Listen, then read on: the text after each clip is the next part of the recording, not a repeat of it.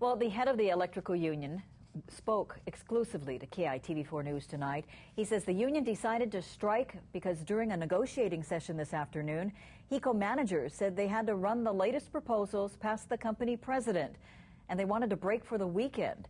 Well, KITV4's Keoki Kerr is live with that part of the story now. Keoki? And Paula, the head of the IBEW representing the strikers walking behind me tonight, says Hawaiian Electric President Dick Rosenblum has attended just one of about 40 negotiating sessions that the company has held with the union over the last 6 months. And the union accuses Hawaiian Electric of unfairly delaying negotiations. Striking HECO employees walked the picket line outside the company's Wai'au power plant tonight. Just some of the 1,300 unionized employees who went on strike at 3 power companies on 5 islands. In an exclusive interview with KITV4 News, IBEW Local 1260 business manager Lance Miyake says union members feel it's unfair for them to face cuts in benefits when managers at Hawaiian Electric and non-union employees are getting raises.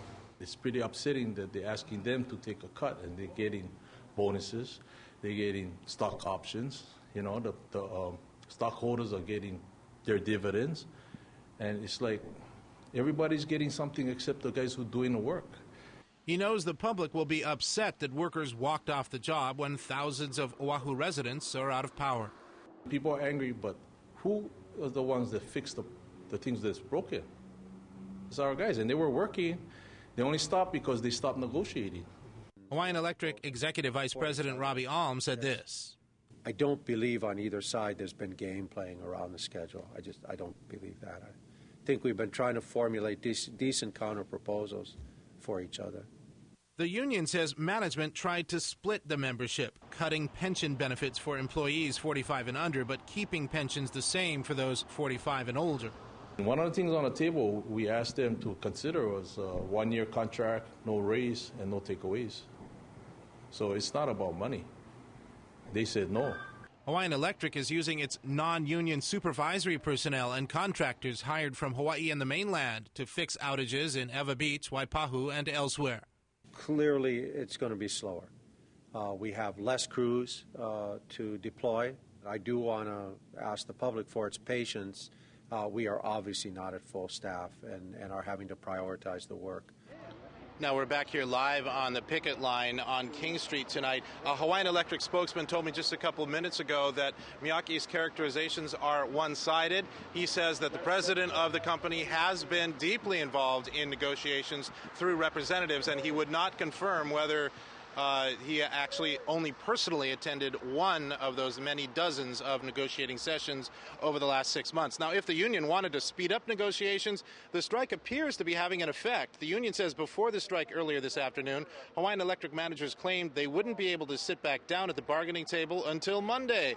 But once the strike began, Robbie Alm told reporters that management would like to go back to the bargaining table as quickly as possible, like maybe this weekend or even tonight. And a Hawaiian Electric spokesman told me that the management has, he says, quote, reached out to Lance Miyake personally to offer up their willingness to negotiate at any time. But so far as we know, no specific negotiation times and places have been scheduled as of now.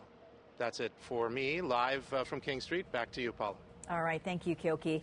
Now, if you need to report an outage in your area, here are some of the numbers you can call on Oahu. HECO's phone number is 548-7961. Again, please keep in mind that the repair times could be longer than normal. The other numbers for the neighbor islands, we'll have it all on our website at KITV.com. And joining us now is labor attorney and arbitrator Mike Nayokis. And Mike, we've been hearing people's fear that if power outages keep going on, it becomes a pretty desperate situation. Does it become such a problem that somebody could force these workers back? No, that would take an injunction from federal court. And in the 30s, the Congress passed an act called the Norris LaGuardia Act, which prohibited injunctions against legal strikes, and this is a legal strike. So they're out in the lines as long as they want to be out there on the lines. That's right, yes, Paul. Now, you heard in Keoki's package, they were claiming that the president's only sat down from HECO at one of the bargaining sessions. from someone who's taken part in these types of situations, is that something that's unexpected? Well, it's better to have the decision makers in the room if you want to reach an agreement, and it's a common tactic to take a decision maker away from the negotiation so that the parties have time to consider what the other side said, think about it, take it back to their boss, and then come back to the table. And but it's that kind of strategy makes for longer negotiations and not as certain a settlement. All right, it's going to be interesting. Yep. All right, thank you very much for being with us this evening. Thank you. And we'll keep a watch on what goes on with this strike of Hawaiian Electric.